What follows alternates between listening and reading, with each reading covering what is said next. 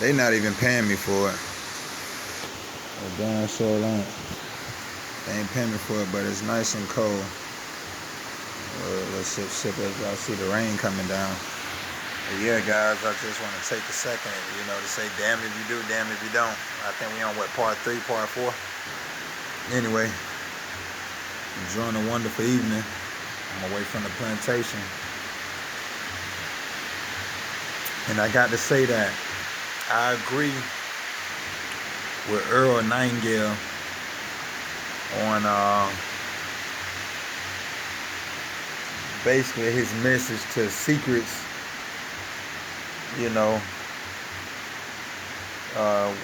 well, what's his title? Gosh, I can't even think right now. But basically he's saying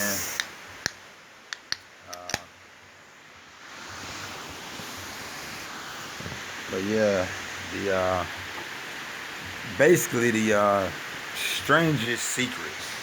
You know what I'm saying? So the strangest secrets, meaning, like I said, I'm just gonna paraphrase, but basically, if you were to take 100 people at the age of 25, okay, and they all start off even, in the most powerful nation, the richest nation, one of the richest nations there have ever been. You know what I mean? Would you say America? One of the richest nations there is. All right? Abundant opportunity. All right? And you take these 100 guys and they all start off even. At the end of that 100, 5 of them will make it. 1 maybe be rich. 4 maybe financially independent. 10 of them still trying. The rest of them, they fail. And we'll say, again, by the age of 65, all right? So you take 100 guys at the age of 25, they all start off even, all right? All start off even. By the age 65, 1 of them may be rich. 4 of them financially independent. 10 of them might still be trying, giving it a shot. The rest of them, they fold. And they gonna blame everything. And, as he said, in his, in his story, is that he believes it's due to conformity. Most people conform.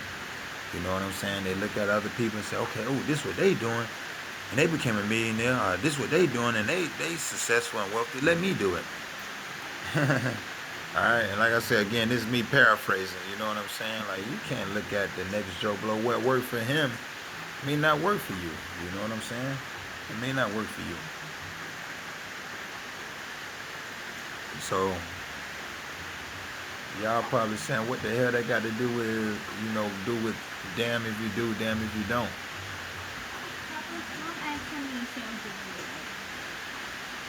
Sandwich? Peanut butter though. Shit, I'm gonna eat some fried chicken and I'm gonna eat some Popeyes. I'm gonna eat like 2 or 3 pieces, like a breast, a wing, a thigh, and then I got coleslaw and mashed potatoes. That's what I'm eating. Sorry about that. Damn if you do, damn if you don't. But anyway, y'all probably saying, what the hell they got to do with damn if you do, damn if you don't? Man, it's like a gun with a barrel at both ends, man. I'm gonna tell you, man, real quick. It's like motherfuckers see me as a young black male, man.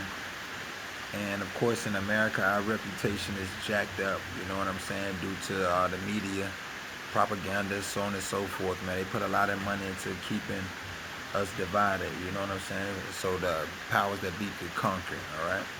So with that being said, for over 100 years, they have tainted and destroyed the image of a lot of young black men. Now, it's not our job to say, you know what, and it's not for many of us to say, okay, that's what's keeping us down, or that's why we don't have that. You can't, in other words, don't play victim, all right? You shouldn't play victim because of all of what they've done. Now we know the obstacles, that we have to, go against. We know about the opposing forces. I mean, it's obvious, all right. And many of you guys know, like I say.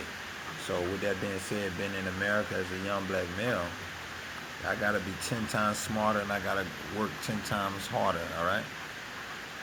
And I'm willing to do that, you know what I mean? Because like I was just using the example with Earl Nightingale, we're in the most powerful nation, one of the most wealthiest nations there have ever been.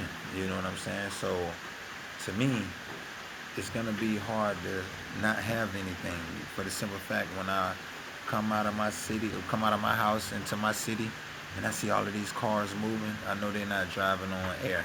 All right, somebody got to pay for gas, and not just that, somebody have to maintain and purchase these automobiles. So therefore, what that tells me is there's money to be made. There's opportunity out here. All right, if all these millions of people in this one city could have a slice of the pie, then it's definitely a slice out there for me. All right, and that's my mentality. So I'm not one of the ones that Earl Nightingale spoke on when when he speaks on conformity. But that's what a lot of people tend to do, and they point the finger and play the blame game. But at the end of the day, there are obstacles. There are such thing as opposing forces to make things harder. You know, due to intelligence, due to the right knowledge, you can overcome those obstacles. All right, you can jump those hurdles. All right. So,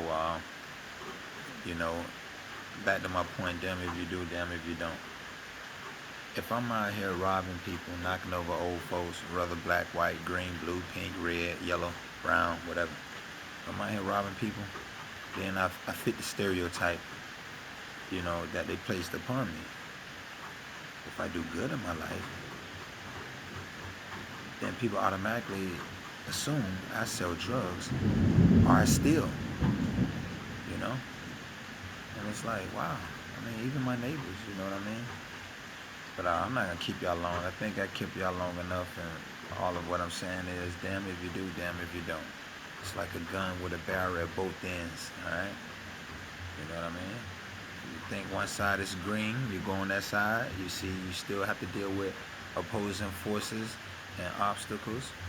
If you stay in the mud, then you have to deal with the struggle and all of the hell that come with being in the mud. So it's a fight either way it go, all right? So as you go through your journey, it's a continuous fight. Be smart, be vigilant, and damn if you do, damn if you don't. Be a winner to yourself. That's my time.